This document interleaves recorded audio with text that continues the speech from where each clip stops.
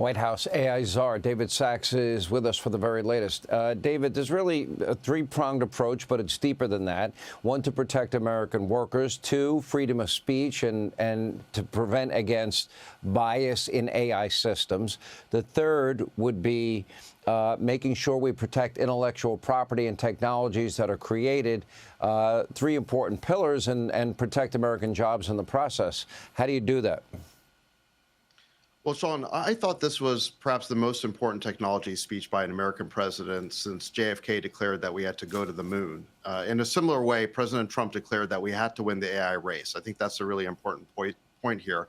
And I think you can argue that the AI race is more important than the space race. It's going to reshape the global economy and determine who the superpowers of the 21st century are. If we continue to lead in AI, America will be the most powerful country in the world. But if we don't, we could fall behind our global competitors. And what President Trump did, I think, was lay out a plan for winning this AI race so that America remains the most powerful country in the world. All right. So let me ask you this. And it's funny because I have a friend of mine that is really deep into AI. And he says, whenever you want to think, don't stop. And I go to Grok, an error, and I say, and I ask whatever the question happens to be. It is scary what AI, what Grok can spit out in a matter of less than a minute, be it any topic that I'm inquiring about. It is incredible. I've got to imagine this will be the foundation of the next generation of weaponry, but I've got to also imagine that America's top geopolitical foes are going to be doing the same thing at the same time. Am I wrong? No, that's exactly right. And President Trump addressed that. He said that he understood there were fears about this technology. He understood that the power of it was daunting. But he also said that was even more of a reason to lead and be a pioneer in this area, because if we don't, then our global competitors will.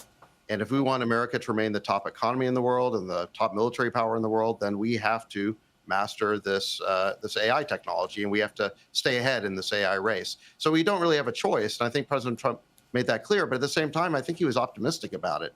He pointed out that America was the innovator. It had basically invented everything, and everything from the telegraph to the phone to the internet, and now AI. We started this AI race. So he was, I think, saying that this is not a reason to be pessimistic or scared. We should be Americans. We should do what we've always done, which is lead and innovate and win. Well, what do you say to these doomsday conspiracy theorists out there that one day AI will let us know that they're smarter than we are, or that there are other unforeseen risks that maybe we're not thinking about? What could they be?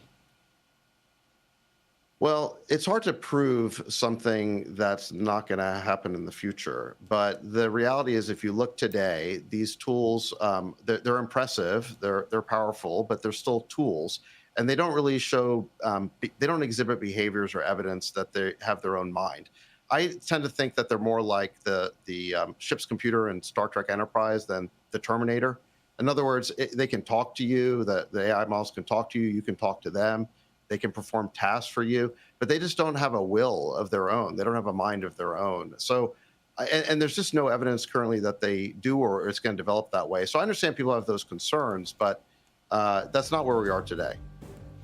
All right, David Sachs, we appreciate you being with us. Hey, Sean Hannity here. Hey, click here to subscribe to Fox News YouTube page and catch our hottest interviews and most compelling analysis. You will not get it anywhere else.